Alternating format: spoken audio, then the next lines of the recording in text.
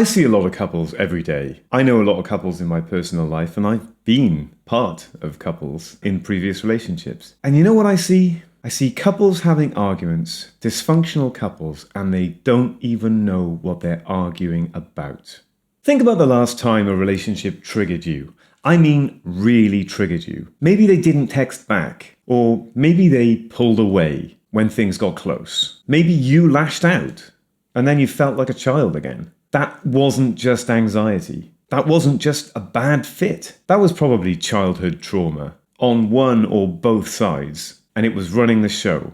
And guess what? Most of the time, it's always running the show. So what is childhood trauma really? Well, here's the thing. Most of us didn't have a smooth path through childhood. Childhood's difficult. It's difficult for the child, it's difficult for the parents. And even if your childhood felt like plain sailing, everything was smooth and it was all okay most of the time, there were probably some things that actually did bite you. When we hear childhood trauma, we think of huge things: abuse, neglect, violence. But trauma isn't just what happened. Trauma is also what didn't happen. You didn't feel safe. Maybe you weren't allowed to have feelings. If that was the case, you might have an avoidant attachment style, but there's other videos to make on that. Maybe you had to earn love, or stay small, or disappear to survive. Childhood trauma is when your nervous system learned that love is dangerous. It wires us for protection, not connection. And we're bringing that wiring straight into adulthood. And then guess what?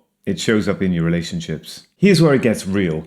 Childhood trauma doesn't stay in the past. It hijacks your present. You cling to people who run hot and cold. You might feel panic when someone pulls away. You chase emotionally unavailable partners. And you sabotage it when somebody actually shows up for you. Does that sound familiar? You're not needy and you're not broken. You're just reacting from a younger version of you, a version that never felt secure. It's not you now who's reacting.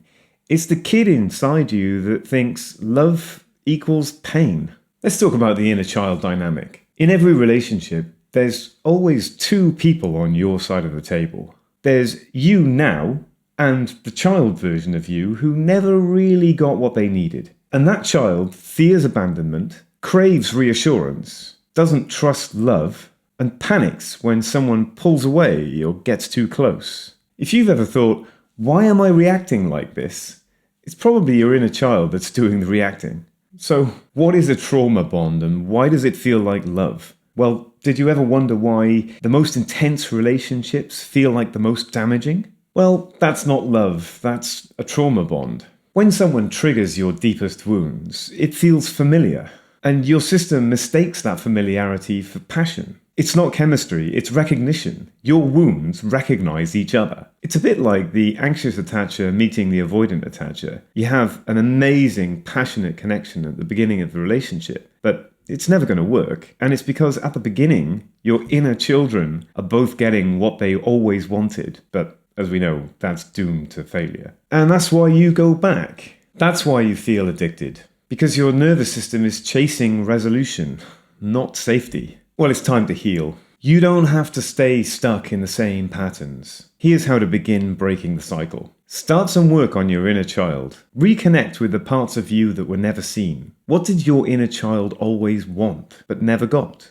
Learn some self-soothing tools just for you that don't rely on anybody else. Look at the things that trigger you, not as an indication of how you're broken, but as signals of where the work is. Next time you're in a situation, whether it's an argument or something happens in a relationship and something deep inside you doesn't feel right, you need to confront that feeling and start thinking to yourself about why that doesn't feel right. What about the past? What about the deepest inner parts of you, your inner child, is unhappy about that? And you can seek partners who feel safe, not just intense. And that last one sounds really obvious and really easy, but let me tell you, it's not, because I've done it. After successive relationships, repeating this pattern of reopening my childhood traumas and bonding with people who feel familiar in a negative way, when you finally meet someone who makes you feel secure, practically it's really difficult because you're thinking that they are going to respond like everyone you've ever met.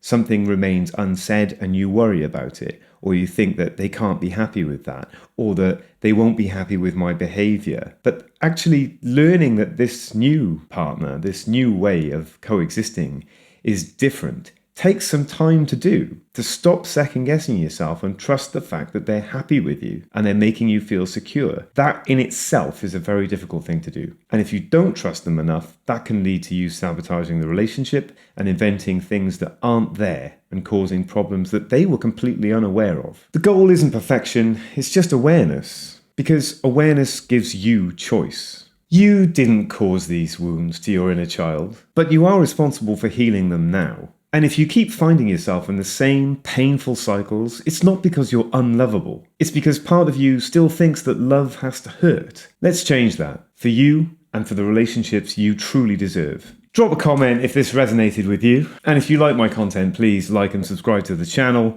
And don't forget to hit the notification bell so you can be aware the next time I drop a video. Why not share this video with somebody that is repeating the same old cycle? It might help. You're not broken. You're healing. Let's do it together. Until next time, keep adulting, anxiously, but with awareness.